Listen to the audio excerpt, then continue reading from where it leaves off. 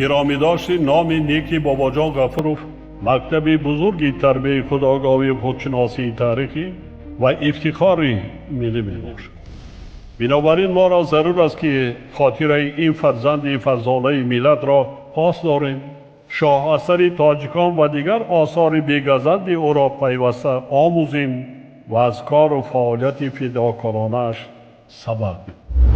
این برای نسل جوان بسیار یک نمونه عبرت است. من نسبت بابا جان غفورov یک شخص فدایی نسبت به ملت تاجیک را می‌بینم.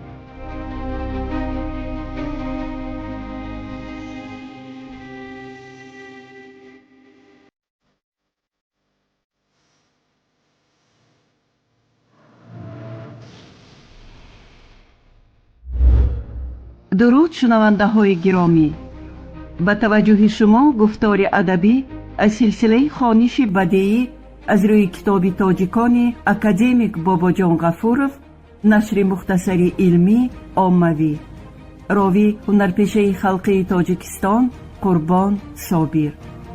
آغاز گفتار 78.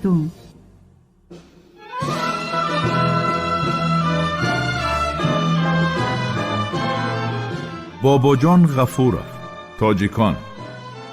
تاریخی قدیمترین، قدیم، عصر میانه و دوره نو.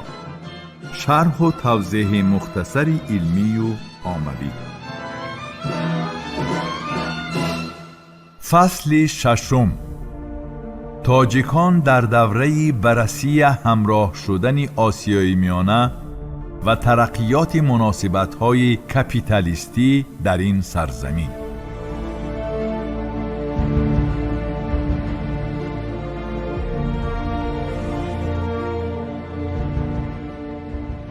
فصل ششم تاجیکان از 4 باب عبارت بوده به تحلیل و توصیف حوادث تاریخی میانه و نیمه دوم عصر 19 ابتدای عصر 20 بخشیده شده است. مؤلف با استفاده از سرچشمه‌های معتمد علمی، مواد و مدرک‌های دست اول، حیات سیاسی، اقتصادی، ادبی و فرهنگی خلق تاجیک و منطقه آسیای میانه، رفت اصطلاح آسیای میانه از جانب روسیه پادشاهی، رقابت دولت‌های ابرقدرت پیش از همه ایمپریاهای روسیه و بریتانیای کبیر در منطقه، تقسیم کنی اجباری تاجیکان و پراکنده گردیدن آنها، اشتراک تاجیکان در حرکت‌های مردمی و انقلابی و دیگر مسائل تاریخی را به شکل مفصل مورد تحقیق قرار داده است.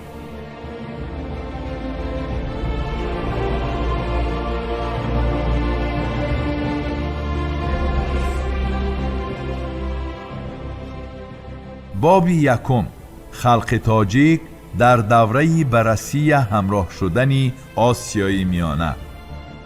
یکم، آغاز بررسی همراه شدن آسیای میانه، انکشاف من بعده رابطه های تجارتی و سیاسی روسیه با دولت های آسیای میانه.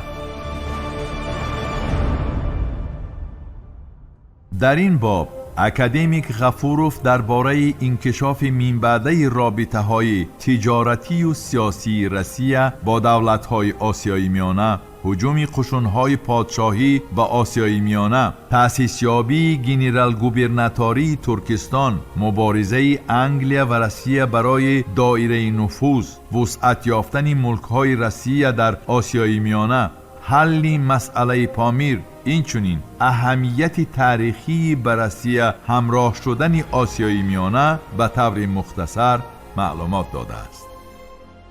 در آخر سالهای 40 و ابتدای سالهای 50 عصر 19 حکومت پادشاهی روسیه ضمن رقابت با شاهیگری بریتانیا، خوف جدی از دست رفتن بازار آسیای میانگی مالهای روس و در حدود جنوبی روسیه استوار گردیدن موقع حریفان خطرناک را احساس نموده، با مقصد برقرار کردن حکمرانی خود در سرزمین آسیای میانه اقدامات حربی به عمل آورد.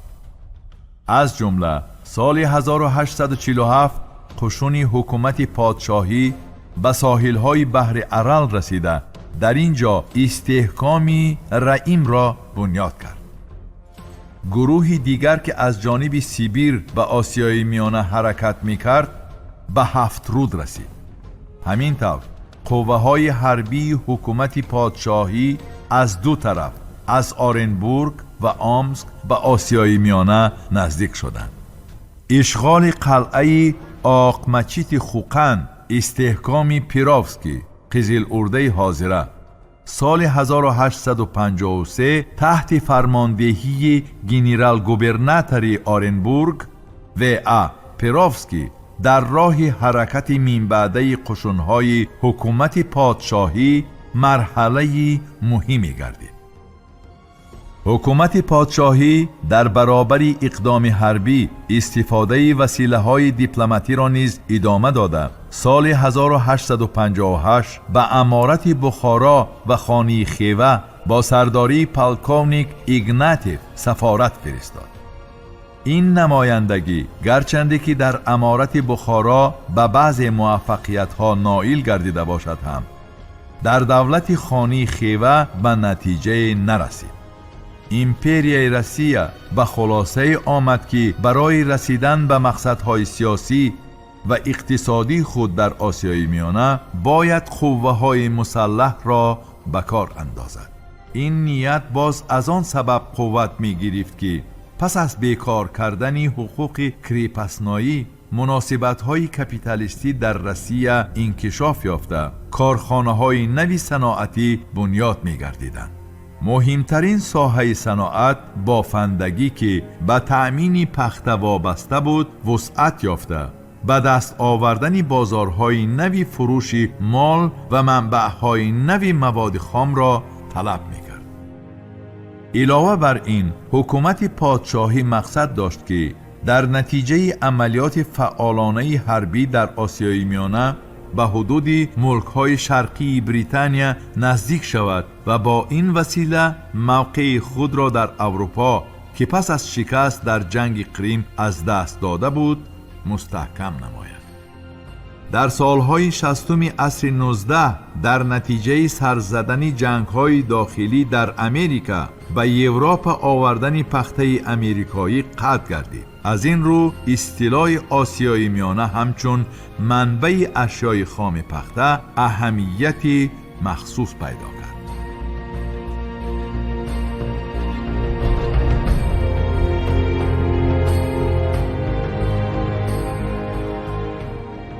هجوم قشون‌های پادشاهی به آسیای میانه.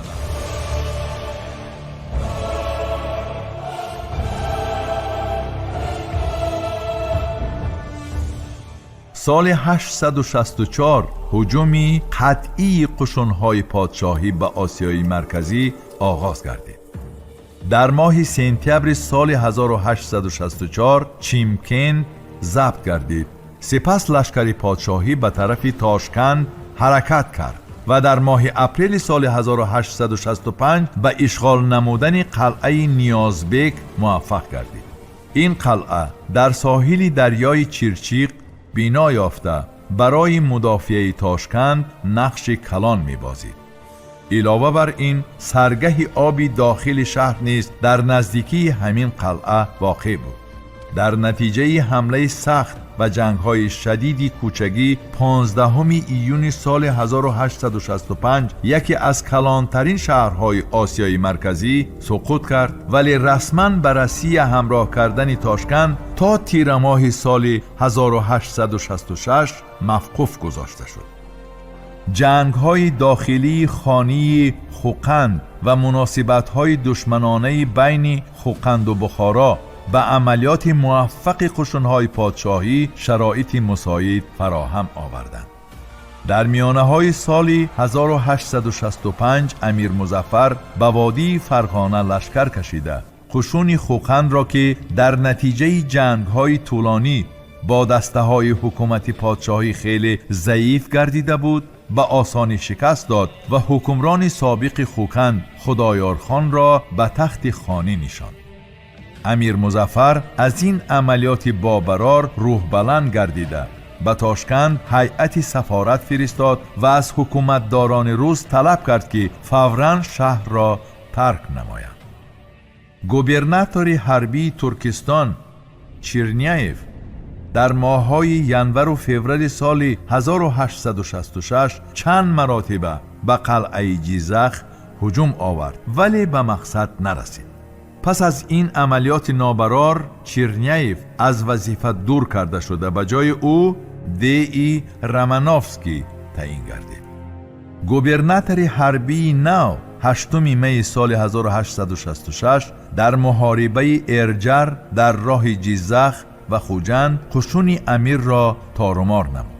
اما فرمانده قشون روس رامانوفسکی پس از این شکست ارتش مظفر به سوی بخارا حرکت نکرده، اشغال خوجند 24 می سال 1866، قلعه نو 28 می سال 1866 و استحکام اوراتپه را 12 اکتبر سال 1866 افضلتر دانست، چون که این محلها در سرگه راه وادی فرغانه واقع گردیده اهمیت کلان استراتژیکی حربی داشتند.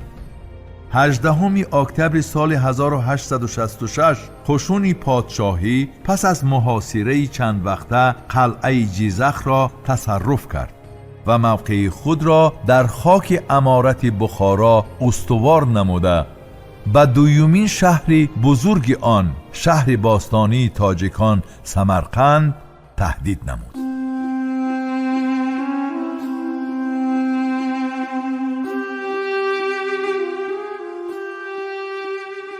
تأسیس گنرال گوبرناتور ترکستان و پیشروی من بعده قشون‌های پادشاهی.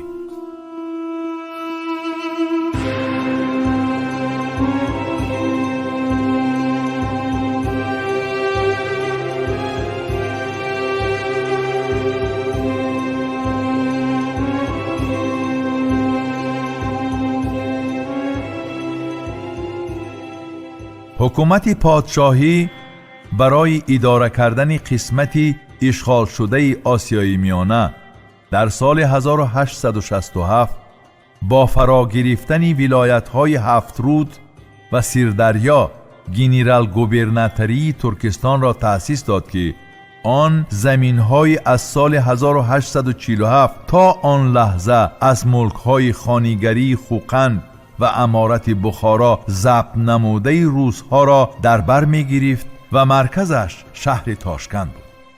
مرکز ولایت سیردریا تاشکند و مرکز ولایت هفت‌رود شهر ورنی محسوب می‌یافت. موافق این تقسیمات ملک‌های خوجند، ناو، اوراتپه، جیزخ و غیره به هیئت ولایت سیردریا داخل می‌شدند.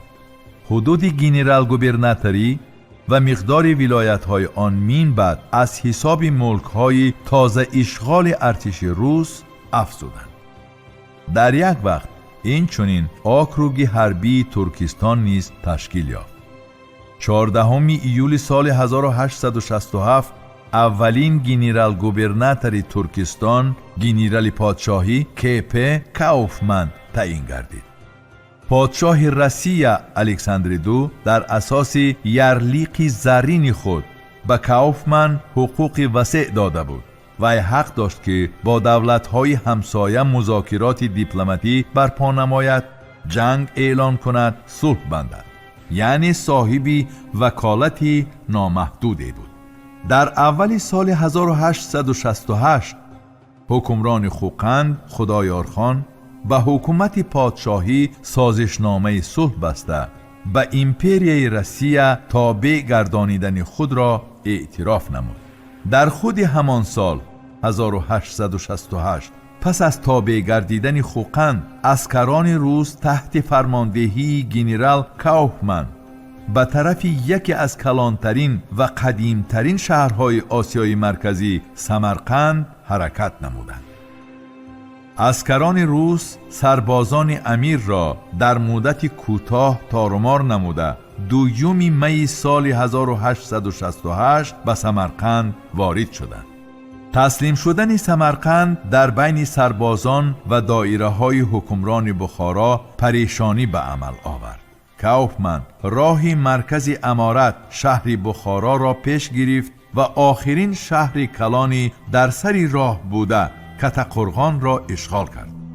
امیر مظفر آخرین قوه های خود را جمع نموده در بلندی زیربلاق موقع گرفت. 2 ایون سال 1868 در نزد زیربلاق محاربه سخت‌ترین و آخرینی بین رسیه و بخارا به وقوع آمد، ولی مغلوبیت باز نصیب سربازان امیر گردید. امیر بخارا پس از این امکانیت مقابلیت را تماما از دست داد و با تکلیف صلح به نزد گنرال کاوفمن الچی فرستاد و خودش به بخارا رفته در انتظار جواب نشست. همین طریق در ظرف سالهای 1864-1868 دو دولت آسیای مرکزی خان خوقند و امارت بخارا به مغلوبیت دچار گردیدند. اما حکومت پادشاهی حدود این دو دولت را همانا به روسیه همراه نکرد و آنها در ظاهر همچون دولت مستقل باقی ماندند. گنرال کاوفمن تکلیف امیر مظفر را دایر به صلح قبول نمود و 23 ایون سال 1868 صلحنامه امضا کرده شد که آن در تاریخ با نام صلحنامه زیربلاق معلوم است. طبق آن صلحنامه یک قسم امارت بخارا، خوجند، نو، اوراتپه، جیزخ، سمرقند، کتقرغان و غیره که قشونهای روس ضبط کرده بودند به روسیه گذشت. بخارا از حقوقی با اختیار خود مناسبت کردن با دولت‌های خارجی محروم گردید. امیر مظفر مجبور شد که به روسیه 500,000 سوم روسی تاوان جنگ دهد. تاجران روس می توانستند در تمام قلمرو امارت آزادانه فعالیت نمایند. امارت بخارا به وسیله فرمانبرداری حکومت پادشاهی مبدل گردید. برابری به اختیار روسیه گذشتن سمرقند، حکومتداران روس تصمیم گرفتند که ملک‌های بالا آبی زرافشان را که اهالیش تاجیکان بودند به روسیه همراه نماید. با این مقصد بهار سال 1870 با سرداری گنرال ابراموف اعزامیه اکسپدیسیای اسکندرکول تشکیل کرده شد. اعزامیه 25 اپریل سال 1870 از سمرقند آغاز یافت. ماه اوگوست شهر پنجکین به محاربه جدی به اختیار ارتش روس گذشت، ولی در دهه‌های پنجرود، دشتی، کلالی، تلغر، مسچاه و غیره جنگ‌های شدید به عمل آمدند. در این عملیات بسیار دهه‌ها را با حکم ابراموف به خاک یکسان نمودند.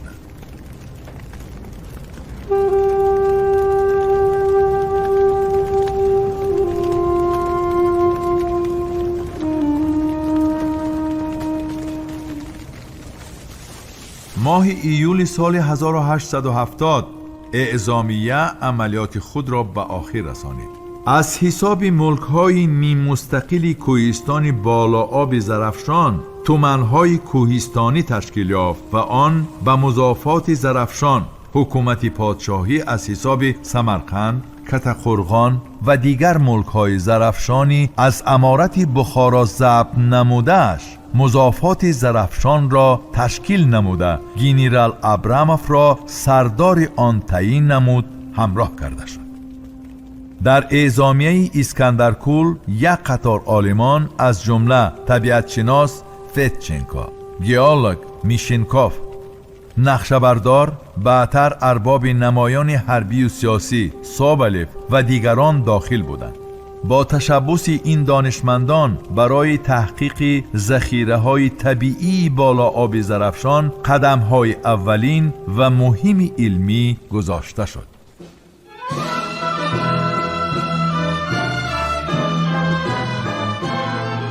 باباجان غفورov، تاجیکان. تاریخ قدیمترین، قدیم، عصر میانه و دوره نو. شرح و توضیح مختصری علمی و عاموی.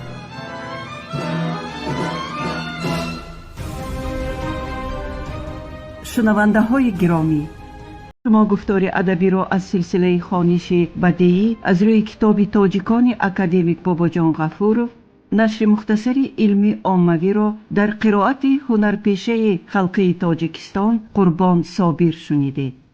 محرر سیدزاده عابدجان، کارگردان عبدالمنان رحمان. این گفتار سال 2024 ثبت شده است. انجام گفتار 78. آموزش کتاب تاجیکان جوانان ما را هشدار می دهد که نیاگان فرزانه ما در مسیر تاریخ چه جایگاهی مقدس داشتند. کتاب تاجیکان احساس خودشناسی ملی و زیرکی سیاسی را در دل و ذهن جوانان ما تحکیم می بخشد.